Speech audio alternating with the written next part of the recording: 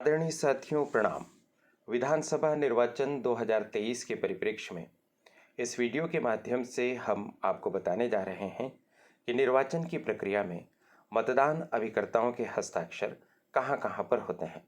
साथियों, 20 से अधिक ऐसे स्थान हैं जहां पर हमें मतदान अभिकर्ताओं के हस्ताक्षर की आवश्यकता पड़ती है।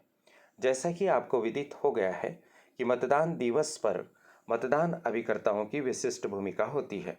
मॉकपोल की प्रक्रिया से लगाकर मतदान समाप्त होने तक उनकी उपस्थिति एक महत्वपूर्ण निर्धारक का काम करती है। हमारे द्वारा की गई निर्वाचन की प्रक्रिया में पारदर्शिता सिद्ध करने में भी मतदान अभिकर्ताओं की उपस्थिति की भूमिका होती है। उनके द्वारा कहाँ कहाँ पर हस्ताक्षर किए जाते हैं, इसके लिए हमने एक सूची बनाई है। वह सूची आपके सामने प्रस्तुत की जा रही है। मतदान अभिकर्ता की नियुक्ति का प्रारूप 10, पीठासीन ऑफिसर के समक्ष हस्ताक्षरित की जाने वाली मतदान अभिकर्ता की घोषणा, मतदान अभिकर्ता का अभिज्ञान पत्र यानी कि परिचय पत्र, मॉकपोल के लेखे का प्रारूप, मॉकपोल की वीवीपैट की स्लिप रखने वाला काला लिफाफा, काले लिफाफे की पिंक पेपर सील। आगे और बढ़ते हैं। मतदान अभिकर्ता स्थानापन्न अभिकर्ता की गतिविधि शीट, स्पेशल टेग, हरिपत्र मुद्रा, एड्रेस टेग, अभिलिखित मतों का लेखा, अभिलिखित मतों के लेखे की प्राप्ति की रसीद। साथियों, इस पर कंफ्यूज मत होइएगा। इस तरह का कोई प्रारूप अलग से आपको नहीं दिया जाता है जिस पर लिखा हुआ हो कि अभिलिखित मतों के लेखे की प्राप्ति की रसीद। फिर आप इस रसीद को कैसे तैयार करेंगे? अभिलिखित मतों के प्रारूप की 10 कॉपीज़ आपको दी जाती है। उन कॉपीज़ में से जितने एजेंट्स आपके पास आए हैं उन्हें कॉपीज़ प्रदान करनी होती है। इसके अलावा कम से कम 2 कॉपी लेकर आपको सामग्री जमा केंद्र पर पहुंचना होता है। इन्हीं अभिलिखित मतों के लेखे के प्रारूप में से एक को और आप तैयार कीजिए, और जो आपने एक और प्रारूप तैयार करवाया है या किया है उसी पर प्राप्ति की रसीद ले लीजिए। अर्थात उसी पर लिख दीजिए कि हमें अभिलिखित मतों का लेखा प्राप्त हुआ, और जो एजेंट उपस्थित हों उनके हस्ताक्षर करवा लीजिए और हस्ताक्षर के नीचे नाम भी लिखवा लीजिए। एक तरीका यह होता है और सबसे अच्छा तरीका यही है।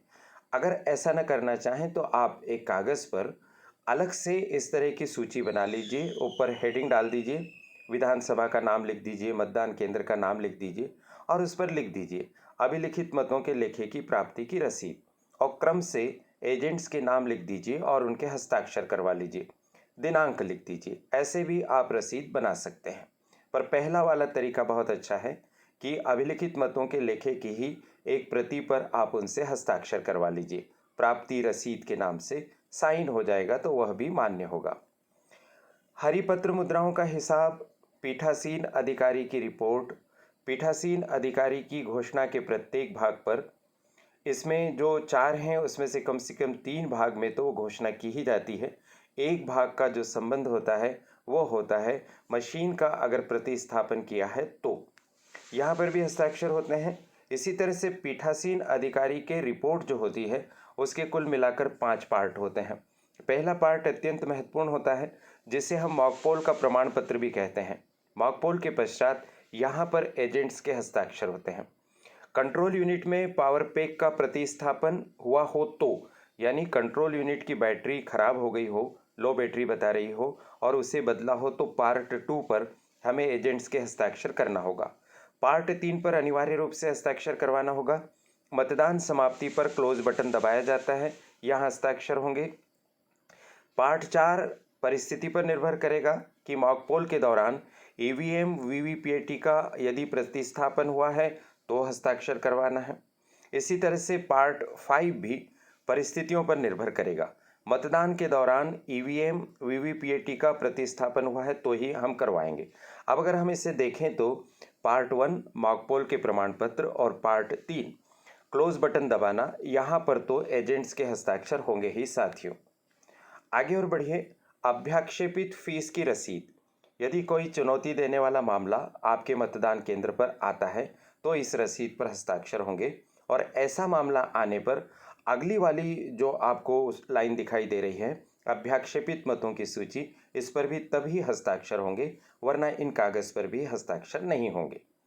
मतदाता रजिस्टर में अंतिम मतदाता की प्रविष्टि के बाद लाल स्याही से लाइन खींचने के उपरांत और एक इबारत लिखने के बाद अनिवार्य रूप से इस पर मतदान अभिकर्ताओं के हस्ताक्षर करवाना है। तो साथियों, इस प्रकार से आपने देखा कि अब आपके पास एक सूची आ गई है, जिसके माध्यम से आप समझ गए हैं कि मतदान अभिकर्ताओं के हस्ताक्षर किन किन प्रारूपों पर, किन किन टेक्स पर और किन किन सील पर लिए जाएंगे। आशा है इस जानकारी से आपकी चिंता दूर हुई होगी और आपके मन में जो संशय है वह भी समाप्त हुआ होगा। हमारी तरफ से आपको यह सलाह है कि ऐसे समस्त प्रारूपों को आप अलग कर लीजिए जिन पर एजेंट्स के हस्ताक्षर लेना है। उन्हें एक पिन के माध्यम से अलग एक नत्थी बना लीजिए और जब एजेंट्स वहां पर पहुंचे और जैसे जैसे समय होता जाए प्रक्रियाओं का, उसके अनुसार आप प्रारूपों पर, दस्तावेजों पर, सीलों पर हस्ताक्षर करवाते रहिए।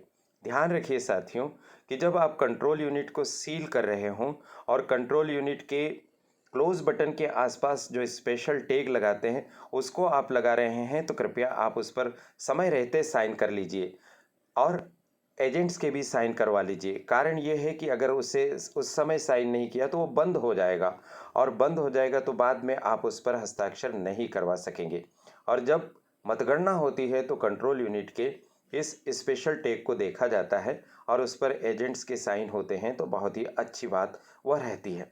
तो इस तरह से ध्यान रखिए कि कौन कौन सी ऐसी चीज़ें हैं जिस पर बाद में हस्ताक्षर नहीं हो सकते हैं, तो उन पर तत्काल और तुरंत ही हस्ताक्षर करवाइए। कई बार यह भी पाया गया है कि कुछ मतदान अभिकर्ता मतदान समाप्त होते होते मतदान केंद्र को छोड़कर चले जाते हैं। ऐसे में कई दस्तावेजों पर उनके हस्ताक्षर नहीं हो पाते हैं। तो इस बात के प्रति आप सजग रहिए और अपने हस्ताक्षर करवाने के कार्य को तत्परतापूर्वक संपन्न कर लीजिए। यह महत्वपूर्ण वीडियो आप तक पहुंचाने का अवसर मुझे करियर एडवाइस चैनल की संचालिका प्रीति गुलवानिया जिज्जी के द्वारा प्रदान किया गया है। उनके प्रति बहुत बहुत धन्यवाद। इन वीडियोस की श्रृंखला से आपको लाभ मिल रहा है, ऐसा आपके कमेंट्स से पता चल रहा है। आप बहुत ही अच्छे कमेंट्स लगा रहे हैं, जिससे हमारा उत्साह और हौसला बढ़ रहा है। कृपया इसी तरह का जुड़ाव, इसी तरह का लगाव चैनल के साथ बनाए रखिएगा। आप सभी को शुभकामनाएं। नमस्कार।